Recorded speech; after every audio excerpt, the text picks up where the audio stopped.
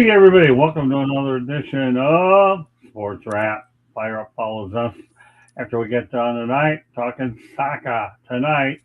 And I'm pleased to be joined by my soccer crew. Cody is back. I know it's one of his favorite sports. He was elated when I told him on the sports exchange we were doing soccer, right, Cody? Oh yeah, I know me and Mike are super excited for this. Yeah, yeah, I figured talking soccer to you is like having a Red Bull, isn't it? So, or a monster I drink. can All use right, one I'm of those. glad to have our. Yeah, I could too. I've been sleeping all day. Please be joined by our soccer analyst, Dave Bradley. Welcome back, David. Thank you very much. Great to be here. And last but not least, my co-host, Mike Santos, is back talking soccer. I know Mike salivates over soccer, don't you, Mike? Yeah, I'm just trying to soak it all up and learn it, man. To me, it's just hockey on grass. Oh, wow. I love that description. Wow. For all those people developing the shorts out there that follow these shows, go out there and take note of what Mike Santos says. That soccer equals hockey on grass. Give you a little tip to work with for all the people in the technical department that I wouldn't know like about anyway. When Mike Santos puts one out, I'd like to be notably obvious about it. Hockey and grass, people. All right, well, let's talk about hockey on grass, but when it comes to Iran, it isn't a pretty outcome because Iran sports minister Ahmed Ganya Mali under no circumstances can we participate in the World Cup since it's in the United States. Well, Cody, I think it's pretty obvious that things are not very good if indeed they end up on U.S. soil. That Iran, don't hold your breath. Yeah, I mean, with what's going on over there and between United States and Iran, I can totally see Iran not wanting to come over here. It's like the whole thing with Russia and the Ukraine thing. So I can totally see it. But the thing is, like, how does that work? If they don't come over here, do they lose their spot? Does somebody else get to take their spot? I don't know. I've never been in this situation where I don't know how that works. Me either, but maybe Dave Bradley does. No, I can't say I do. I'm still not convinced that they won't be here, though. I think there's a lot of political jockeying going on at this time with it. I certainly don't think. I'd be interested to know who is making that decision, because I'll tell you this much. It's not the players making that decision because they would want to be there because it would have been their dream to play in a World Cup, as it would be for anybody. So I think there's more to come on that one. As a little bit. Are we talking about a sports decision or a political decision? I would say at this point Right. it's political, but the World Cup is the biggest sport competition in the world every 4 years, and I think there might be more to come on that one. And no doubt about it. Well, my next segment, there might be a little bit more to come. So that's a good segue after Mike Santos is done. Before we go to Mike, though, good evening, Earl Kinsey. Glad to have you in the chat room. War is never good. Boy, and that's the truth. Okay, go ahead, Mike. Um, I, I'm really nervous with or without Iran, but particularly without Iran, that there could be some real terrible things that could happen at some of these matches on U.S. soil. Right. And I don't want to get like the other guys. I don't think we want to talk much about politics here, Right. but we better have some pretty good security and intelligence going on while the World Cup's here and the rest of the world's on United States soil if this conflict is still going on, and maybe even if it's not. So I don't know. I don't know if it's safer to have them here or not here, but I'd be really nervous either way. Well, fair. Okay, because that now does lead me to my segue. If hypothetically Iran is out, Italy, are they in? Because Italy could potentially avoid a playoff to get to the 2026 World Cup. I'll lead off with you, Cody. Oh, Italy is my heartbreaker. I'm an Italy fan. I always want them there. I don't know how they could be such a historic country for the World Cup, the soccer tournaments, but they always struggle to get in the World Cup as of lately. I don't understand this. They won the Euro in 2022, I want to say 2021, I want to say is that they won the Euro. Like I said, I hope they're in. They're so fun to watch. When they're in, they compete, but they just have a hard time getting in. That's the issue. I've always been a big Italy's, I would say, is like my second favorite team after USA. Just like I said, I wish they can just get it together and be back in the World Cup every year like they normally are, or every World Cup. Back to the chat room. We have some newcomers to the show. I'm going to make sure I acknowledge them. Say hello to Lizzie out there. Thanks, Lizzie, for being in the chat room. And hello again to you, Earl. Again, he's a fan of the show. And a whole lot more. Okay. So, Dave, some thoughts about Italy. Okay, so as Cody was saying, I mean, it's hard to imagine a World Cup without Italy. I mean, they've won it before, whether it's more than one, it doesn't matter. But they're such a massive influence in the culture of the World Cup over the last few decades. I will tell you, hot off the press today, as of around about maybe 90 minutes ago, Italy were in a World Cup qualifying game, and they won that game in Italy, in Bologna, I believe. And now they go into a final playoff game on Tuesday, and that would be against Bosnia in Bosnia. And the winner of that game qualifies for the World Cup in the USA. So Italy can be there. They have to go and beat Bosnia in Bosnia, which is no mean feat because those kind of countries can be pretty hostile. But they've got a chance. So they can be there, Cody. I'm hoping to, Dave. Like I said, there's so much history with Italy, and yeah, it's always better when they are in the World Cup. Yeah, for sure. I agree. Turn over to Mike. Well, I echo what Dave and Cody say. I mean, it would be sad to have a World Cup without Italy, but I also believe in any type of tournament, especially an international tournament, especially probably the biggest tournament in the world, the World Cup, that you should earn your way in. And if you don't earn your way in, you don't belong there. And yeah, they shouldn't be there over somebody else who did earn their way in. So, if they end up in, I hope it's because they earned their way in and not because somebody, for instance, like an Iran pulled out. That would be a shame. It would be a shame for the Iranian players if it happened that way.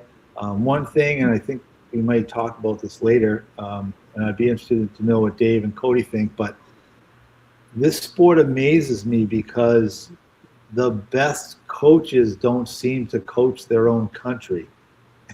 And you know what I'm talking about, who's going to coach Brazil in the World Cup. And he's from Italy, isn't he? Yeah. I don't understand that, but it's a crazy game. Back to the chat room in a moment, but you're right. I mean, Iran's situation is very sticky for sure for the political ramifications, but Italy, like Mike says, they have to earn their way in, but if they earn their way in, knowing that their history in that tournament being what it is, they've won one, this could be one heck of an event, that's for sure. So let's go ahead back to the chat room. I want to make sure we get them all up there. And of course, we'll go with Earl. I will be cheering for USA, but also have to be cheering for Argentina, as my wife is from Argentina, so I have no choice. That's true. No doubt about this. He does know how to say the right thing out there.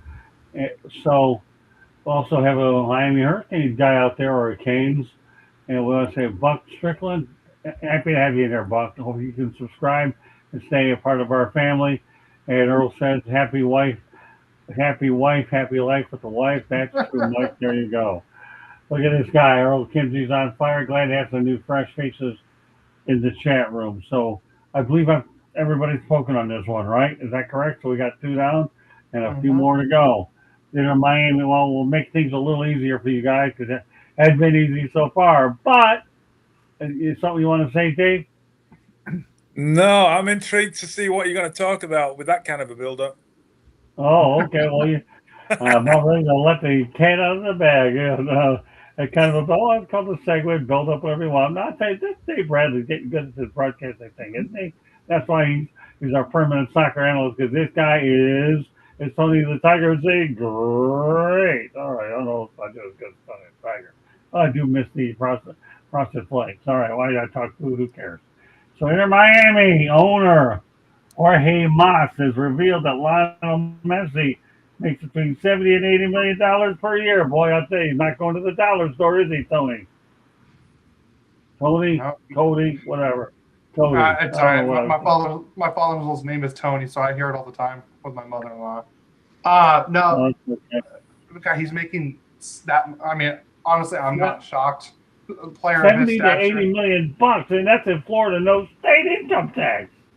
yeah, he's definitely not going to the Dollar Tree for sure. If he could lend me like 1% of his paycheck, that'd be great. I'd be living pretty happy. But no, I mean, a player of his stature, yeah, he should be one of the highest paid players in soccer. But I mean, most guys, it's one thing I love about soccer is just the dollar amounts that these players make is unbelievable. Ronaldo I think is making close to that in Saudi Arabia or more. I mean, for God's sakes, we had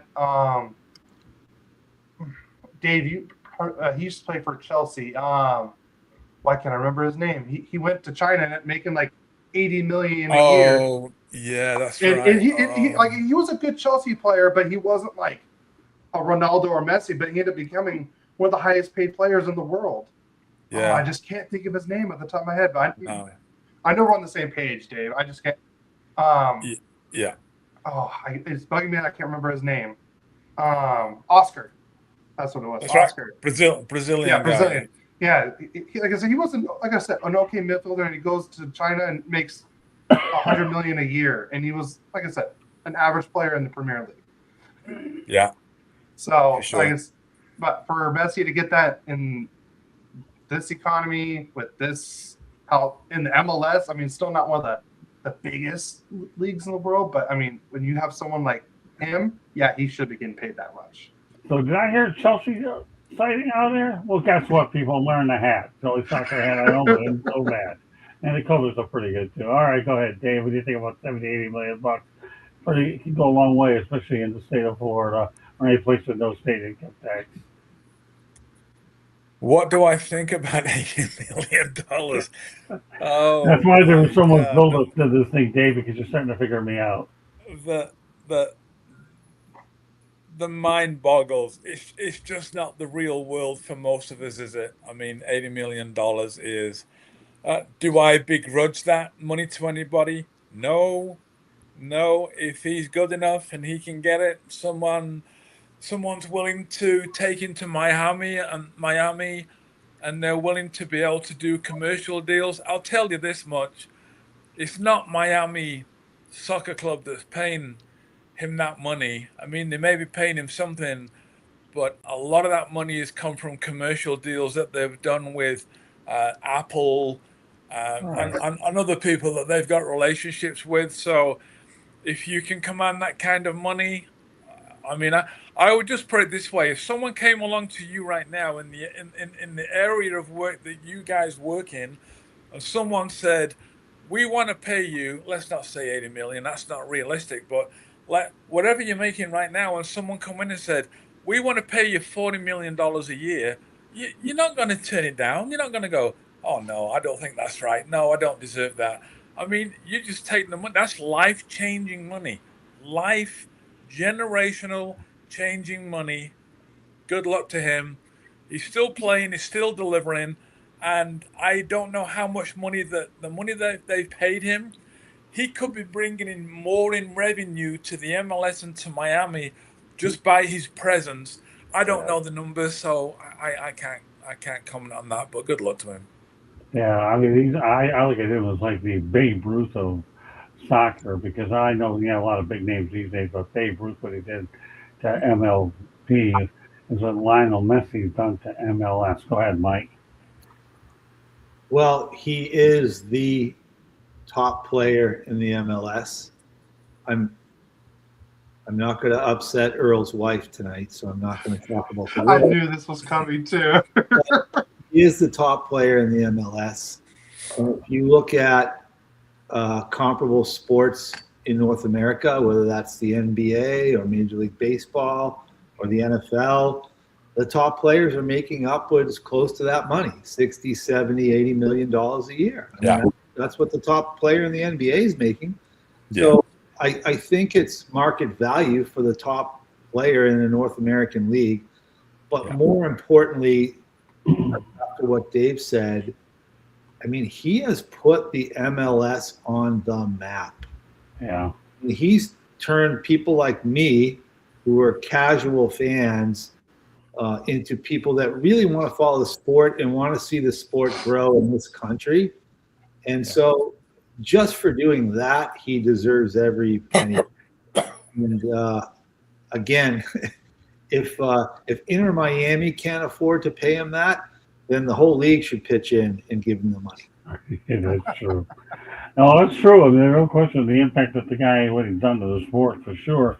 I've actually had a chance to see him play a couple times when they were in Fort Lauderdale, but like anything else, the guy is what he is, and MLS knew what they were getting when they brought him in.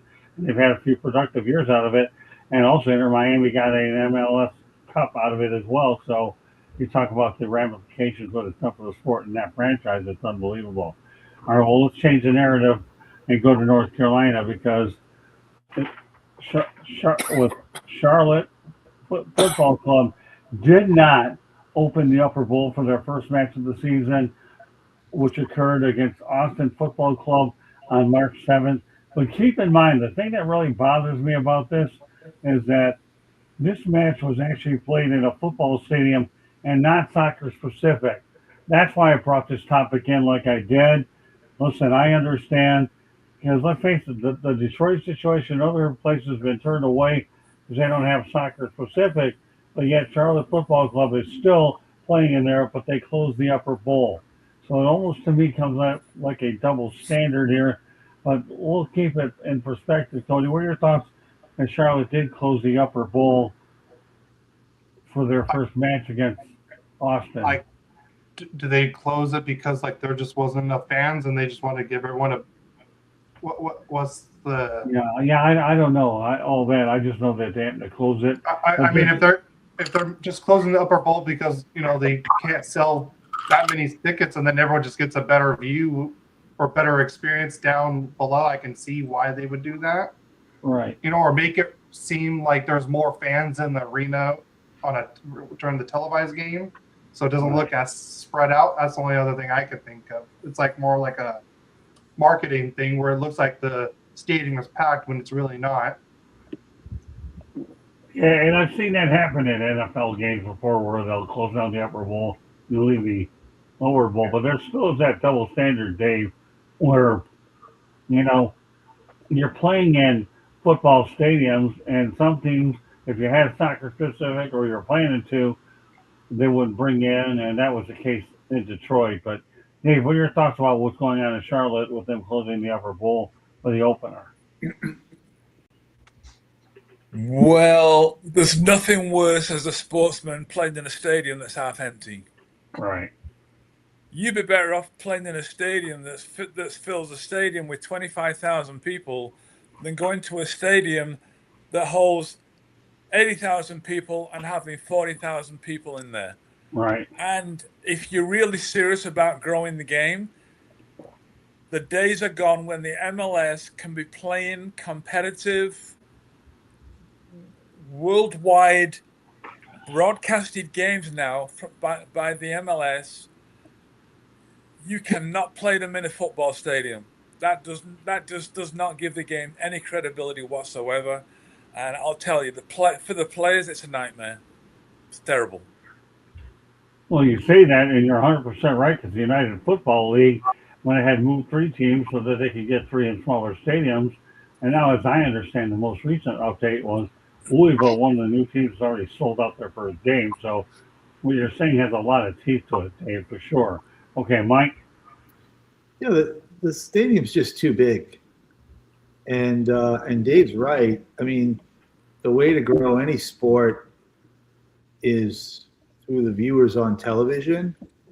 And if the viewers on television are watching a match and it's a 20,000 or 25,000 seat stadium, by the way, that, Miami just built a brand new stadium and it's only like 28,000. So, and they're the defending champs in a what I would argue is a real soccer market with all the Latin people here.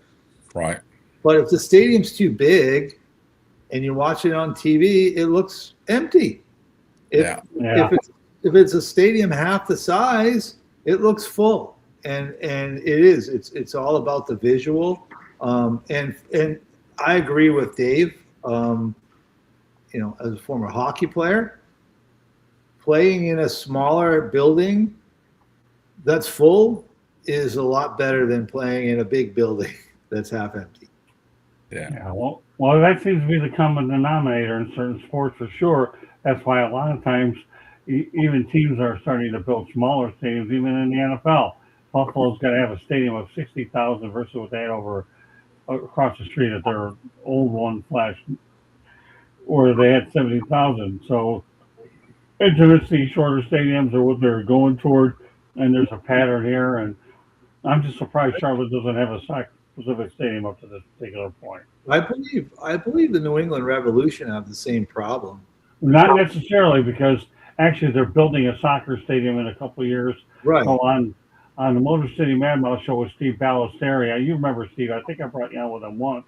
The Crafts are putting money into it. I think they're looking at about building a 25. They're trying to build a stadium actually in Boston. Exactly. Close to where they are in Foxborough. But right now they play in the same stadium. Oh, yeah. The New England Patriots play in. Well, it's just way too big for them. Yeah, they did that, but luckily Kraft is actually building one. So your points are well taken. That's just an update on the story. That's all earlier there. So everybody's on target. All right, let's go back to the MLS. We talked about Messi because this is a really smooth transition.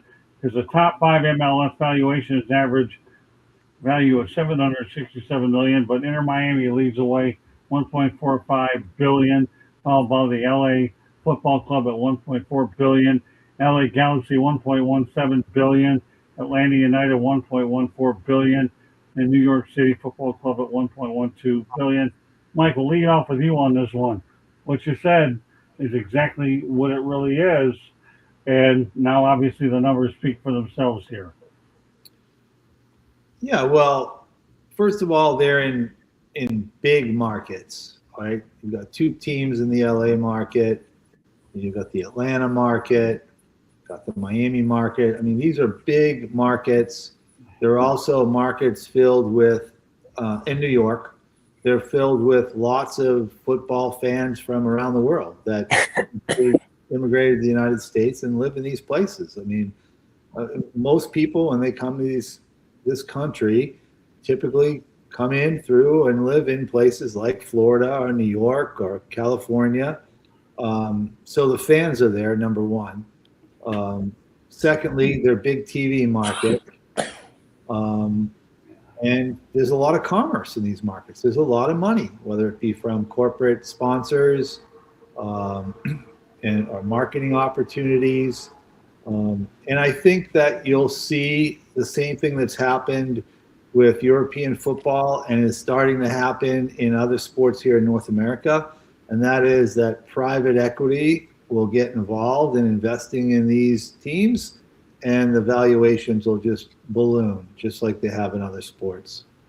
Okay, let's go. Before I turn over to you, Dave, this is a question designed strictly from your Earl Kinsey. And he says, do you think Mappa will come to MLS? I think he meant to say Mbappe.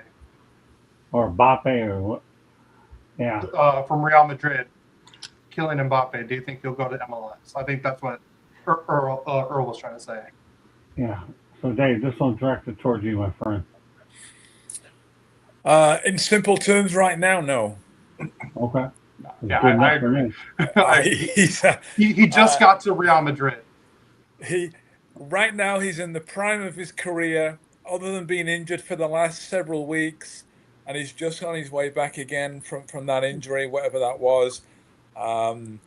He's probably the number 1 player in the world now, playing in competitive games on a regular basis, playing for France, captain of France.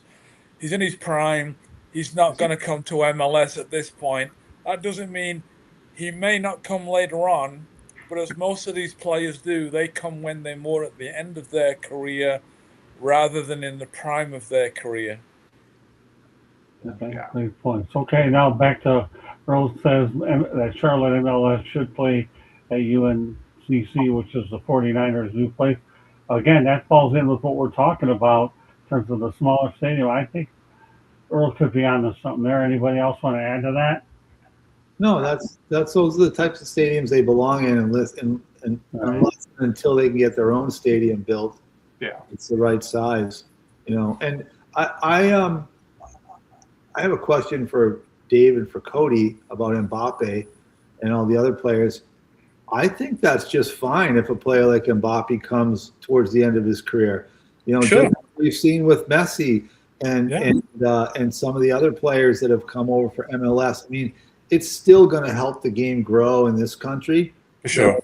So let them go. I mean, look, the Premier League's the league, right? It's the best place to play in the world. They should have the best players. And if those players make it here at the end of their careers, I think it's still wonderful for us. Okay. Yeah. All right, so That's I really, it's very rare you see a player in his prime like that, and especially like European players come to the MLS and then go back into Europe. It's usually they play in Europe or in Latin countries, and then they come to MLS. But just remember, David Beckham walked so Messi could run. Just remember that. Yeah. How about, who was the Asian player that signed? I think it was the Galaxy last year. No, he signed with LAFC. Who was? Son. Yeah, Son from Tottenham. How is he going to be? Do you think? He's a player. That's what I hear, and he's not an older player, right? He's fairly young, right? Yeah, but he's still in the category of he was not at the top of his game in the Premier League anymore, but he was still good enough to be in the top of his game in the MLS. Okay. And by the way, the top 5 teams in America right now, none of them would all have a soccer-specific stadium. Right. okay. Yeah. Great points, Earl. So let's go back to Dave here. I gave you the valuations, and you want me to go over them again, or did you kind of remember them? I've got them. Okay, go ahead. What are your thoughts about the 5 that I just named out? Sorry, which ones? All right, well, here, I'll go them again. Inter Miami, 1.14 billion. LA Galaxy, 1.4. Yeah. Oh, no, LA Football Club, excuse me, 1.4. Then LA Galaxy, 1.17. Atlanta United, 1.14 billion. New York City Football Club at 1.12 billion. Those are the ones that are the top 5 MLS valuations. Okay, so it seems to me like there's a little bit of a cluster there. They're all kind of much of a muchness, somewhere between maybe 1.2 billion and 1.656 billion dollars. Don't get me wrong, there's a big difference between 1.2 billion and 1.6, but really the bigger picture is they're pretty much all within the same ballpark. I think a lot of revenue in today's sport world, unlike in the past, the majority of their revenue comes on their ability to commercialize themselves. It used to be money coming through the gate, through the turnstile, fans paying their money. That's still part of it. But as we now know, Inter Miami have built a new stadium. It's only 28,000 people. So Right. They're not one of the top teams because they're the best supported. They're one of the top teams because they're up there as being one of the top 5 competitors. But it's the commercialism. It's a commercial game now. Yeah, and of course, we all know they're leading the way to begin with. They're the model franchise. They'll have their own new palace, 28,000 right by the airport.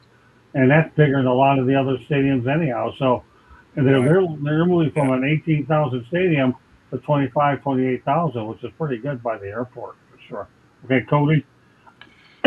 I I just want to know, what were these projections like before Messi came into the MLS? I think that's the real question. Like, I think once him coming to this league and everything like that, I wonder how those projections skyrocketed. Like I said, I mean, I can see why each team is very popular or not popular, that valued that high. I mean, Miami, you have, Messi, pretty much mini Barcelona down there. Then you got LAFC. They've been very good ever since they started. LA Galaxy is probably one of the most historic franchises in MLS. Atlanta had a great, I want to say 4 or 5 years where they were the highly competitive. I mean, they had Guzan as their USA goalkeeper. They had Joseph Martinez, who was one of the best scorers in the league for a while. And then the last one, New York City FC. I mean, it's a very popular area, and they're owned by a top owner and everything too. So I can see exactly why each of those places are valued very high. Very good. All right, let's talk about the fact that the MLS now has announced, a 3-month sprint in 2027 condensed season before realigning its schedule with the European circuit, such as England Premier League, Spain's La Liga, and Italy Serie A. All right, Cody, they're trying to make sure those line up. Go ahead. So I remember Mike asked me this question if I liked this or not, and I would like Dave's input on this as well. I think it should stay the same because I kind of liked it because if players, were playing in Europe and stuff like that, if they weren't playing top minutes for their club, they got a chance to go get loaned over to MLS and get top playing minutes there, then hopefully go back to Europe and really play better and stuff like that. I liked it better like that, but I can see why they would line it up. But they're also taking some viewerships away because, I'm sorry, if Chelsea and Galaxy are playing at the same time, I'm watching Chelsea over Galaxy. So that's just my opinion. That's what I would be doing. So I don't know why they would be trying to line it up as much like that. But I would like to see what Dave's input is on this. Hey, Tony, glad to have you in the chat room. Well, Dave, go ahead. Now you have your opportunity to comment on it. Yeah, I'm a little bit split because if you're looking at the US market, MLS, and as its own entity, then I think you've got to get some numbers and you need to look at it commercially and say what is going to be the best for the viewership in MLS. MLS has to. I was going to use the word desperate. I don't think that would be the right word. After the World Cup, the MLS has to get a TV deal. Yeah. Without a TV deal, they're not going to be able to compete. Whatever day they're playing, whatever time of the day they're playing. Because I come from the UK and I'm stuck in a little bit of tradition because I'm from the UK. I'm also a little bit stubborn when it comes to the UK game.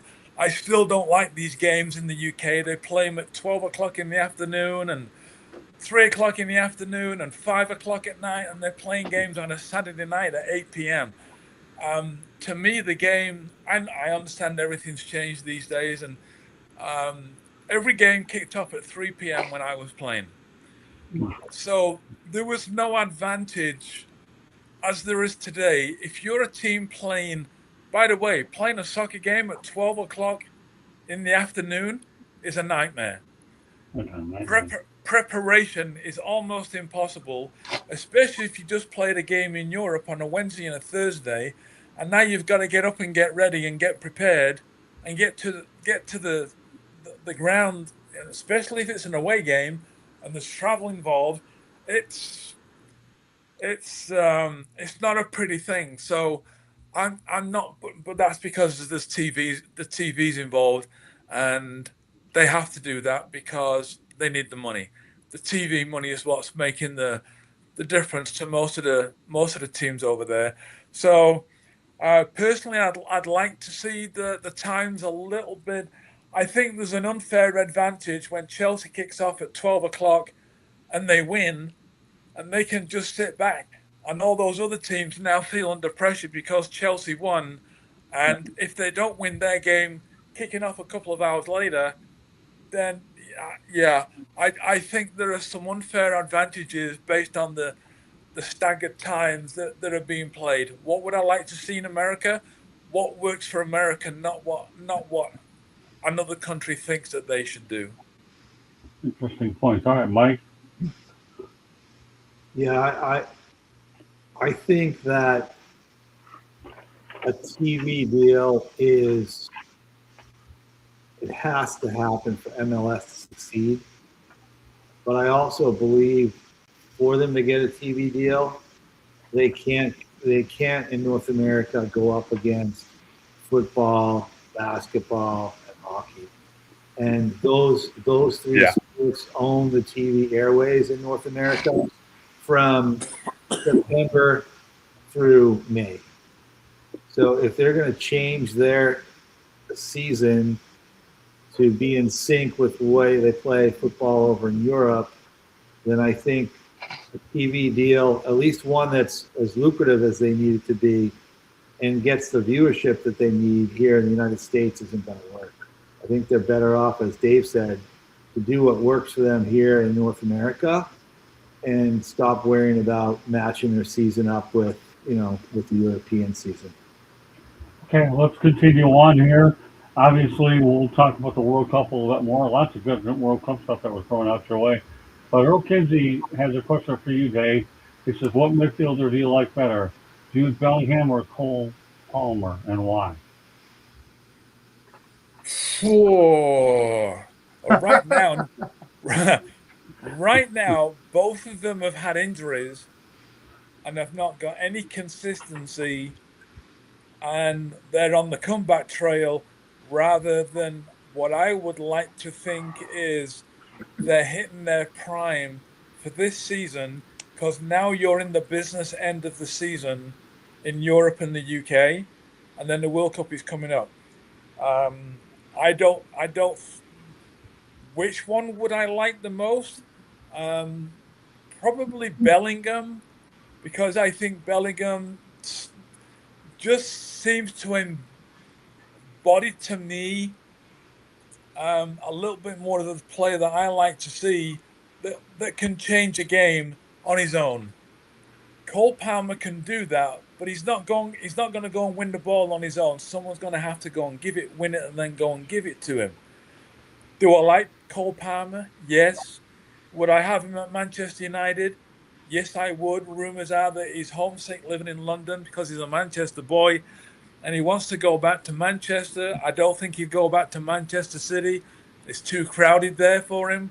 But I think there's a place at Manchester United. So I do like Cole Palmer. I like the version of the Cole Palmer that we had at the end of last season when they won the Champions Club soccer tournament in the UK when they beat PSG in the final, when he virtually won the game on his own. But they're both coming back from injury right now, so I don't know. Are they both going to get in the squad to go to come to America for the World Cup? I think they're already in the preliminary squad. That doesn't mean they'll end up when it comes to the final cut in the squad. I would say Bellingham would be. Great question. All right, let's continue on to the World Cup, and we're going to talk about New York City Football Club indeed, because they will host 9 matches for LA 28 for the Olympic football portion. They will host the men's and women's group stage matches on July 10th and 11th, July 13th and the 14th, July 16th and 17th, and the men's quarterfinal match July 20th. This is pretty much a news item, wide open. We don't have to spend a lot of time on it. Just want to give everybody an update about what they're doing. So it's all set. So for you folks that are going to be in the metropolitan New York area, those are the obvious times you can go out there as well. So any quick comments on the schedule? Just like I got it all set up and they're ready to roll out there in Queens.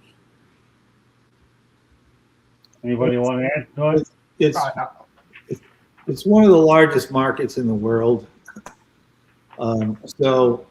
And it certainly is the largest market in a lot of ways in this country. So if soccer is going to succeed in this country, it's got to succeed in New York, and they need an appropriate stadium for it. So to not only to play New York FC games there, but also to have matches like the World Cup as well, and bring international teams to New York.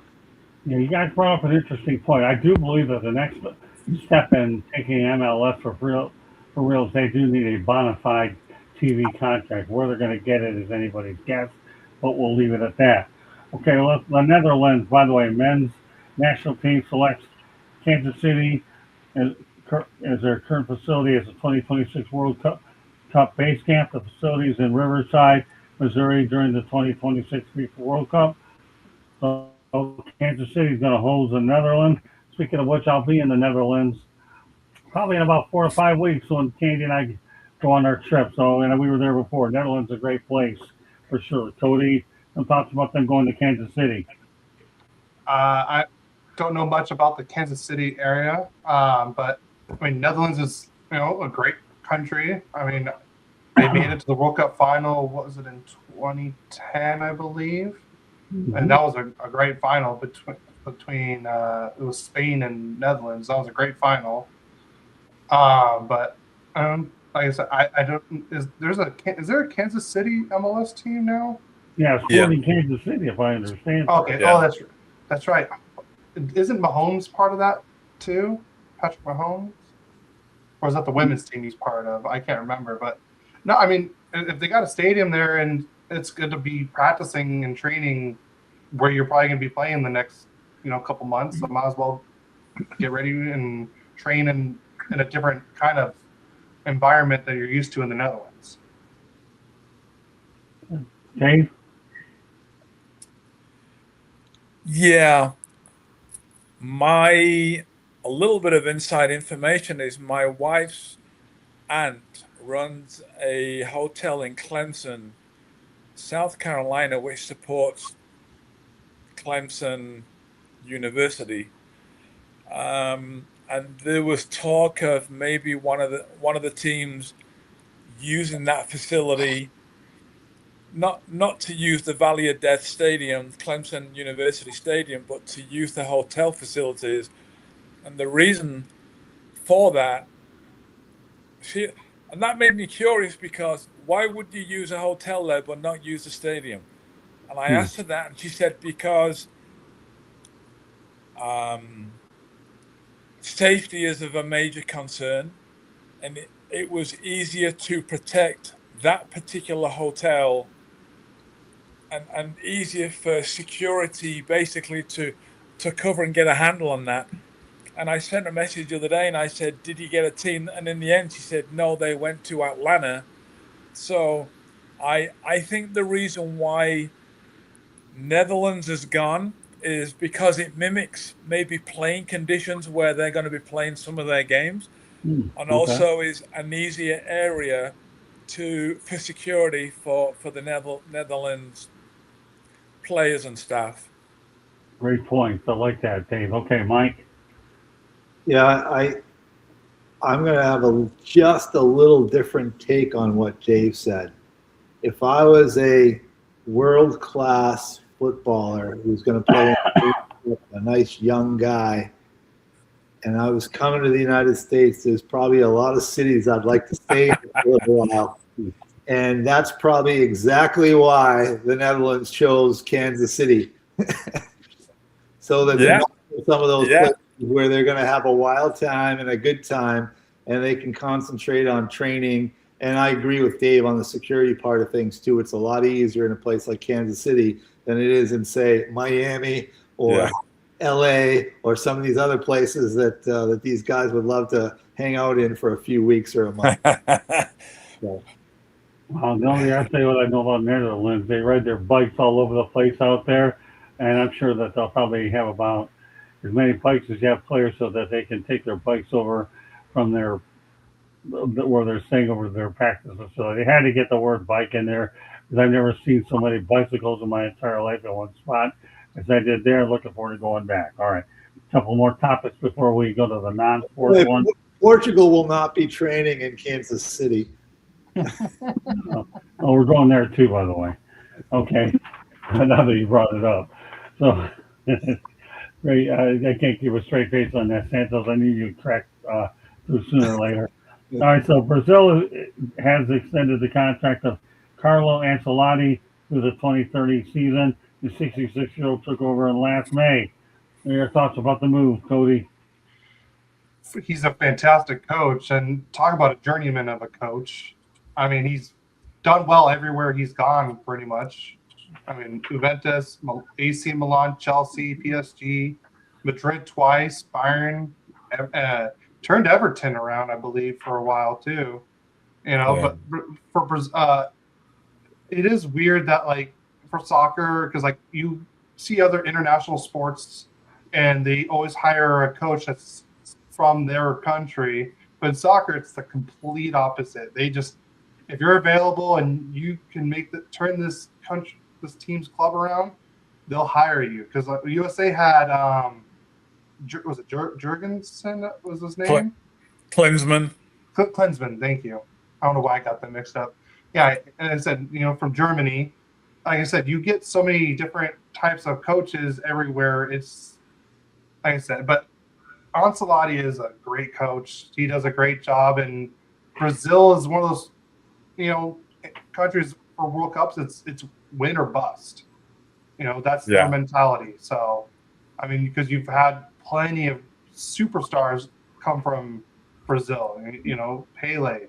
You have Neymar, and you keep going down. They always produce fantastic players that play for top clubs. Okay. All right, Dave. Well, Cody, I will tell you that in the last few months, England appointed the first coach ever that was not a guy from England. Yeah. And his name is Thomas Tuchel, who's ex-Bayern Munich, Chelsea. ex-Chelsea, etc., etc. Tottenham. So, right. No, Thomas Tuchel, Tottenham? No, I don't think so. I thought it was Tottenham. No. No, I'm curious. No. But anyway, yeah, Ancelotti is one of the most liked coaches by the players. He seems to have a real knack of emotionally connecting with the players. And let's be honest, guys, when you've got the pick of the pick and the cream of the crop of people to choose from, and these guys are all superstar players. They know how to kick a ball. They know where to run. They understand systems. They understand the technicalities of the game. What makes a difference is, can you get more out of the players than somebody else? And that's what he does, and that's why he's been so successful. Sorry, Mike? you're right. It wasn't Tottenham. I was thinking Dortmund. He took over for Klopp. Yeah. That's right. Yeah. Okay, Mike. Well, I mean, I said this earlier tonight, and Cody just said it again. I just don't understand why a guy like this, who my understanding is one of the greatest coaches in the game, maybe of all time. I mean, I know he's won a number of Premier League championships, and he's from Italy, and he's not coaching Italy. And here we are talking about, is Italy going to make the World Cup? Like, it just doesn't make sense to me. And I don't think a lot of other sports operate this way, at least when it comes to countries and international play. The other thing I don't understand too is there a language barrier when international teams like a Brazil, for instance, who I'm assuming most of the players speak Portuguese, hires somebody who's from another country and maybe doesn't speak the language? I understand, like when you come to the Premier League, for instance, you know, you're going to speak English, and if you're a player from another country, you're going to find a way to communicate, or you're going to speak the language and you're going to speak English. But when you're talking about coaching an international team and coaching a particular country, I think if you don't speak the language, it must be difficult. But that's just my take.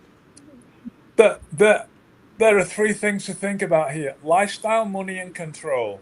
Yeah. Certain people go to certain places because of the lifestyle. Right. I'm just going backwards a little bit. Why do people leave Europe or the UK to go and play in Miami in MLS at the slightly later stage of their game? It's a lifestyle choice. Yeah. When you've lived in London or you've played in Newcastle, it's not Miami, it's not LA. I mean, it's as simple as that. So there's a lifestyle choice involved. There's obviously money involved. There always was and there always will be. And the control thing is a lot of time in the game now, especially in the domestic game, you're not a manager anymore, you're a coach. The old days of Sir Alex Ferguson being the most decorated coach or manager in the history of the world. This is why you hear some people talk about a manager and a coach. A manager controls everything in the club. A coach is just running the team. He doesn't even always have control of who comes into as a player, who comes into the club to the team, and who doesn't, which is a foreign language. And I think a lot of these older guys who have been managers that do want control, they go and they go, well, I'll come here. I like the location, and if you give the money that I want, great. And if you give me the control over what players come in and what players don't come in, then Right. the answer is yes. But the game's changing. The game's changing now. You've got sporting directors and you've got all sorts of hierarchy going on between you and the owners if you're the coach, and that gets a little bit complicated. But that's the modern game now. So that will be how I see it. And also, Mike, at the same point now, most of these guys speak more than one language, or they're willing to go in and learn the language pretty quickly, because without that, you really can't communicate with the players, and you can't emotionally connect. Well, I was amazingly enough, gonna, wait, hold on, Cody. It's amazingly how you say that, Dave, because Bill Parcells once coined a phrase that I'm going to shop for the groceries, and that's exactly what happens sometimes. If a coach is knowledgeable enough, he should be able to shop for the groceries, and I can see your point. Go ahead, Cody. I wanted to get that in all yeah, fresh off my head. no, just piggyback what Mike was saying about like the language barrier. I think it's actually easier for the international side to have a coach like you have Carlo Ancelotti, an Italian coaching Brazil because you only need one translator. But you say you got Carlo Ancelotti who's Italian, then he's coaching Chelsea who has like players from England, Brazil, Spain, Mhm. France, and there's so many different languages. It's probably harder to coach a regular club team than an international club. Right. So, but I'm pretty sure everyone has translators, and like what Dave was saying, they do learn other languages as well. So I think it is tougher with the regular club than the international club. All right, let's go back to the chat room. Earl Kinsey has a great point. USA needs to improve training camps and world class coaching. They really need to invest in a soccer t- farm uh, farm for these young boys. The women's team is out doing the men's soccer. No question about that. Earl, that's been the problem forever with USA. Okay, a couple more topics I want to get to. Just want to make sure we got Earl's up there. I'll tell you, this guy you ought to know. Dave, Ray Hudson, by the way, turned 71 years old.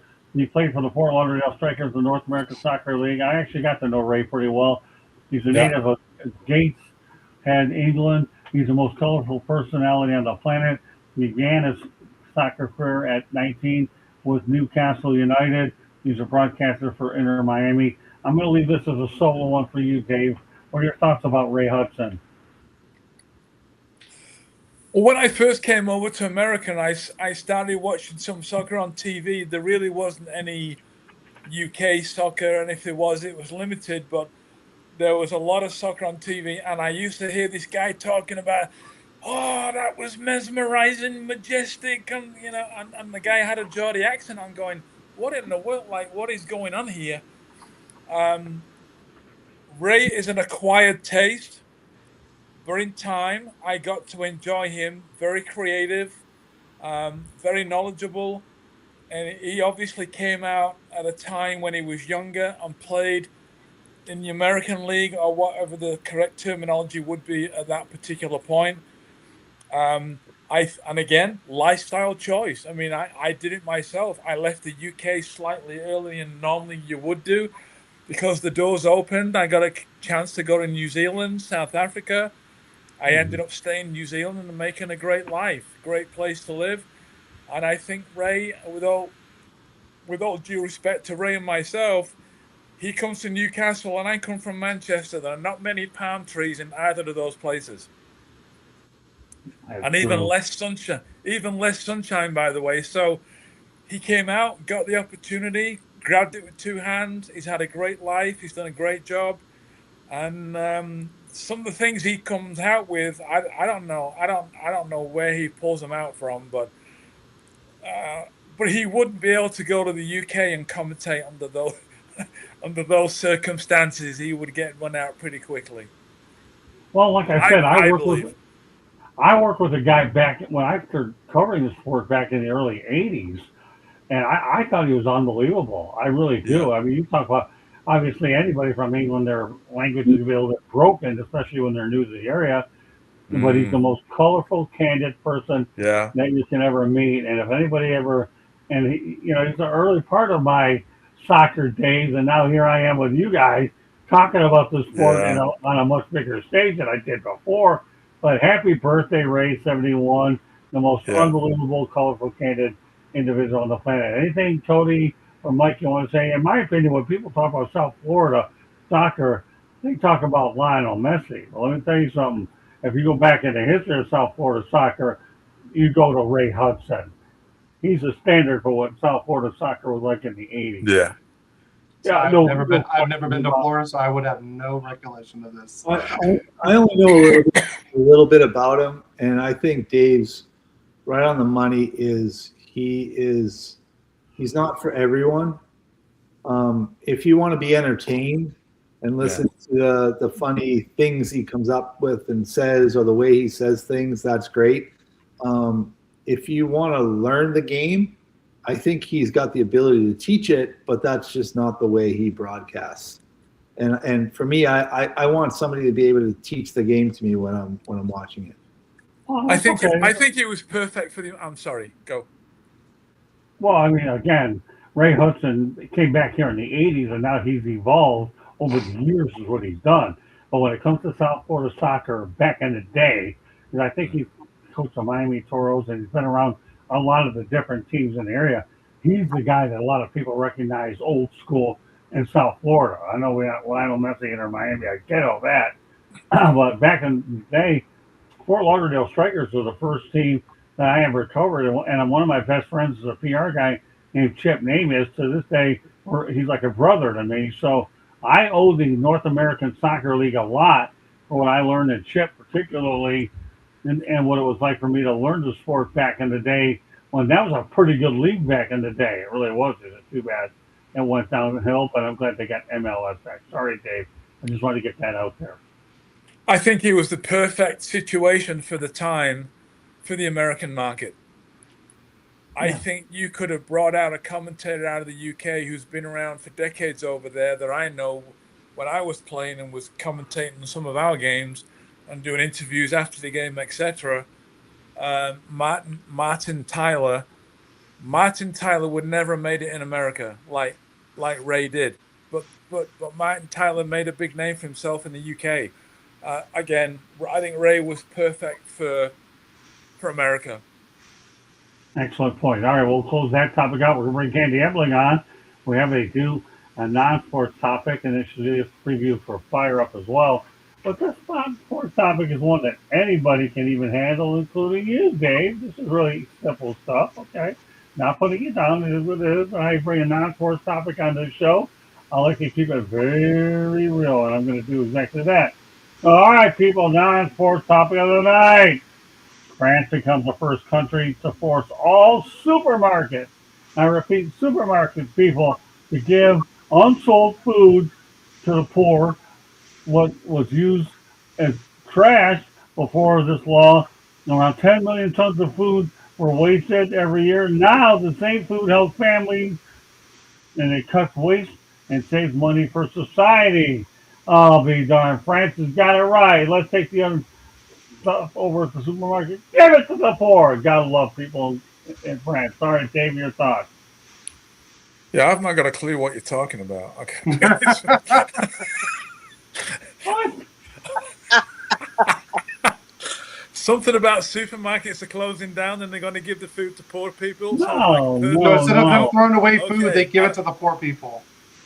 say that Oh, again. they're giving unsold food away to the poor people. If it's unsold at a given time, they Okay. refurbish and give it to the poor. That's all. Absolutely. It staggers me why you've got people that are going hungry, e.g., kids especially, and you've got all this waste in restaurants and supermarkets, and they don't make use of that. It's scandalous. So well done, whoever it is. Yeah, there you go. That's how easy this one is, Dave. I mean, come on. I can't see no supermarkets closing down. If they do, they're in trouble. Well, if they're Uh, closing down, I guess they have Aldi's and all these other places that I don't know anything about. But we're not going back to the Dollar Tree to get groceries. All right. But yeah, that's a noble gesture by the France people out there. And we'll be going there, Candy, probably in a few weeks too, aren't we? We're going to be heading to Paris. I'm looking forward to this trip. You'll hear my golden voice doing all kinds of videos. So yeah, I want to keep it lighthearted. Hats off to you people in France. Give away the old food. Give it to the poor. Let them bet that wallet. That's why they made Sports Trap tonight. Mike, some thoughts. But again, I don't see how you wouldn't like something like this. I think it's great. And as Dave mentioned, it shouldn't just be grocery stores. It should be all these restaurants and fast food places. There was just something in the news last week where there was a Krispy Kreme somewhere where they found out that every day at the end of the day they were dumping dozens and dozens of donuts in the trash instead of just bringing them somewhere to a shelter or giving them to people on the street that could eat them. Oh, you really hit the nail with Krispy Kreme. I wish there were a couple of those around. Of course, my diabetes would probably go high. And to begin with, and another half and make sure I get twice as many pills to make sure I don't go too sky high, which is the equivalent to my only get you a monster drink or a Red Bull. Although those people that again on my bad side deal with the Raging Bull. If anybody caught any of that, I haven't had any caffeine earlier, but I could still fire them out with the best of them. Great point, Mike. Okay, go ahead, Cody. I gave you a mouthful, pun intended, with all that food passing in hand from a supermarket to the poor out in France. All I know about France in the past was the Eiffel Tower and croissants. I didn't know much about it before, but I know a little bit more about it now. Go ahead, Cody. No, I think it's great that they're making that a law out there. It's better for I would say definitely the kids. And like I said, I agree with Mike. They should hold it to restaurants as well. Maybe put like a homeless shelter near in each little section, and then instead of throwing away just those restaurants or stores or the grocery stores, just drop it off at the homeless shelter, and then boom, everyone can eat. I think that's the main thing. Great stuff. Nothing like having to show in a positive. It's even more positive when Candy Emily gets on. And Candy, some thoughts on that. A preview of what we're up against with Fire Up. I'll be making my occasional appearance over on their network to Fire Up with what I got left in the tank. Candy, talk about the topic and then Fire Up.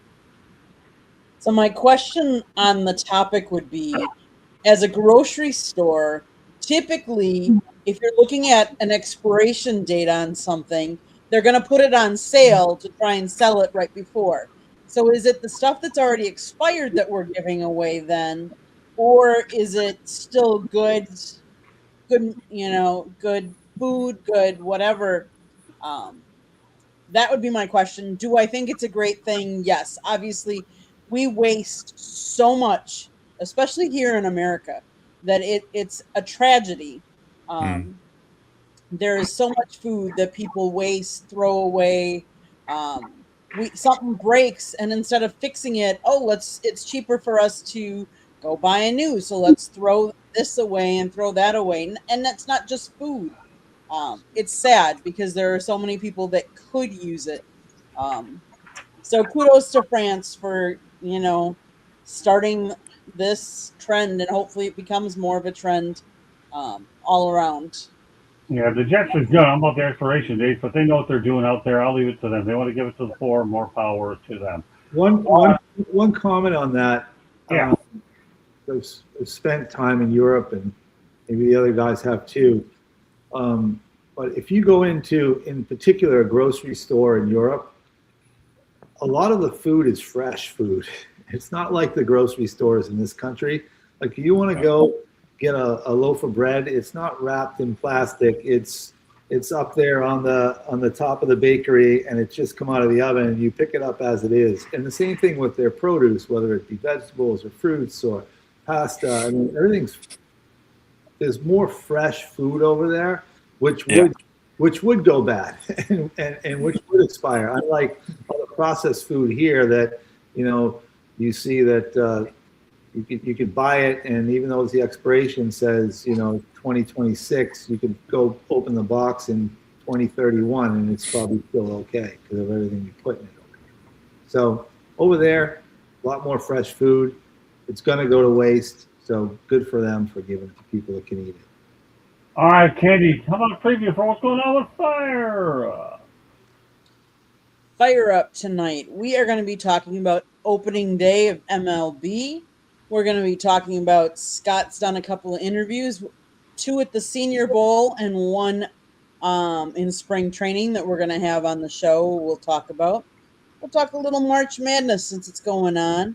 And we'll preview a little bit about where the standings are for NBA and NHL since their seasons are starting to wind down. Who's going to make the playoffs?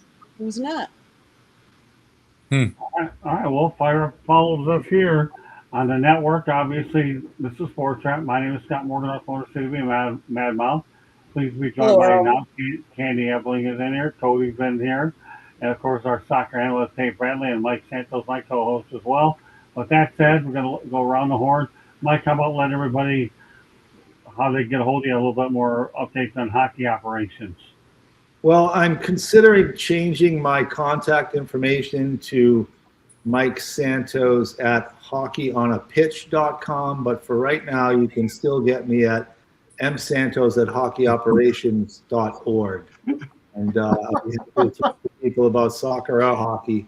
I know much about hockey, but I'm trying and I'm learning about soccer with these guys. Yeah. Hey, that's the amazing part about how soccer got on the network, because I accidentally threw it into one of our hockey shows, and now Mike and Cody started salivating on it, and they've been pushing my button to get a soccer show. And what I have to do, I go out there and I find Dave Bradley is the obvious natural guy to come on with this show with us. And now all Bradley does is elevate this show to even levels it never thought it would level. So, Agreed. So with that said, I'm going to say, over to MetStar. Bradley, go ahead. Instagram, Dave Bradley Lifestyle. And LinkedIn, Dave Bradley. Facebook, Dave Bradley. Telephone number is 419-90.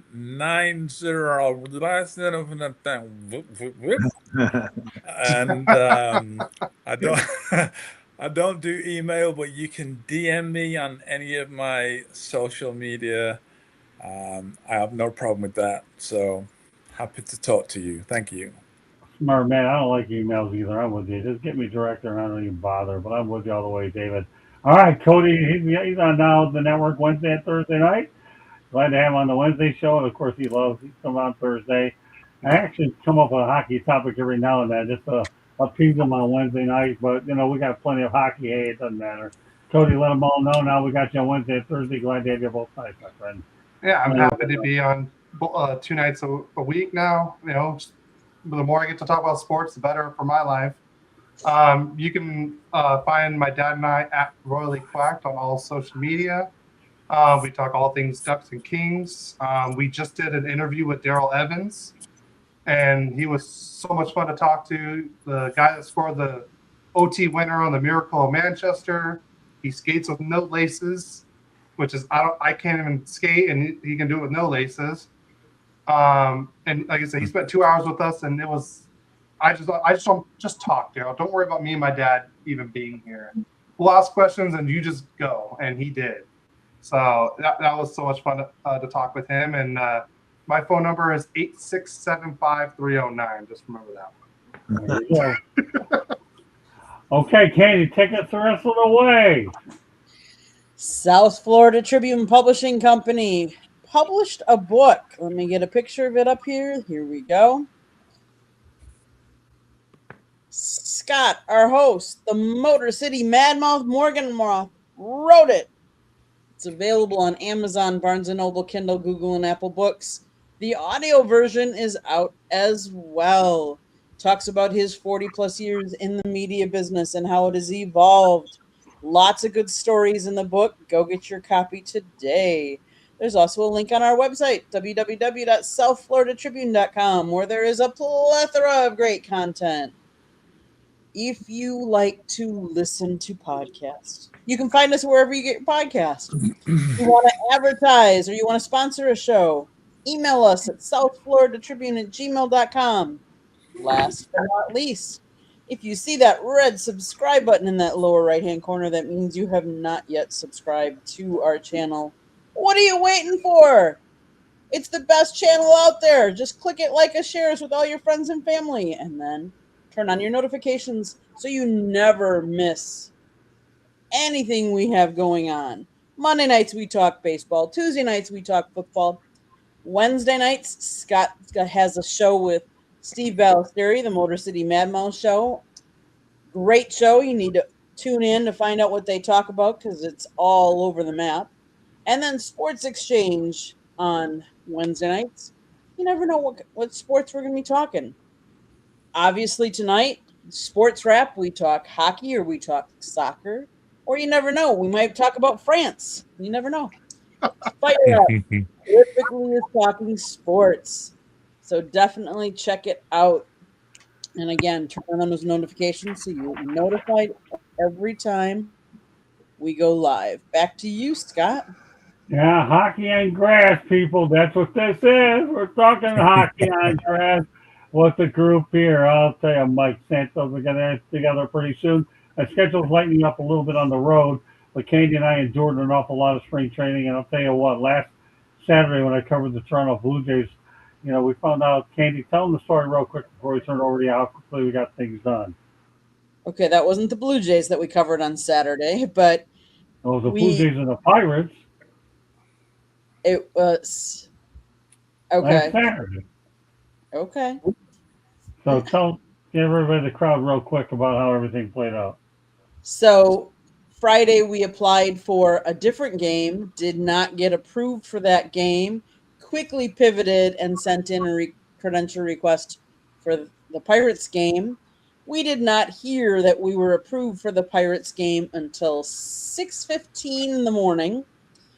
Mind you, the Pirates play in Bradenton, which is about a 3-hour drive from where we live.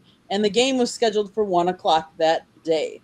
So within 6 hours, we drove the 3 hours. Scott got 4 different interviews in, all before 1 o'clock and the game starting. All right. There you go. Thank you very much. Appreciate it. Get out there. I'll tell you, I enjoyed this show. The flow was a lot better. Bringing Bradley on the second time, we got to know him the first time, and now I have a chance to see that Mr. Bradley got to see what the flow is, and I threw an awful lot his way. Then he got a little lesson about supermarkets out in France. Great stuff. Don't worry, I'll come up. And tell you one thing I'll say before we sign off. That Wednesday show, the Motor City Madmouth Show, myself and Steve Ballesteri, with pretty much all non-sports. And if you think that topic was off to watch you, well, you see the stuff I hit Steve with. I mean, a couple little sports stuff in there and travel, but you guys got it off easy compared to what Ballesteri gets on Wednesday at 8 o'clock on the network. All right, well, that does it. Fire Up is coming up. On behalf of Candy, Evelyn, Cody, Spink, Nate, Bradley, and Mike Santos, my name is Scott Morgan, the Motor City Madmouth. Thank you for joining us. Great job in the chat room, Earl. I'll tell you, you know more about soccer than a lot of people I know, and your contribution to the chat room in the eyes of Jimmy Walker were dynamite. Can't do it. I still need a voice afterwards, but you know where my heart's at, Earl. Love you, man. So good night, everybody. We'll see you on our next soccer edition. Stay tuned as well. Good night from your family and friends here at Sports Wrap. Bye now.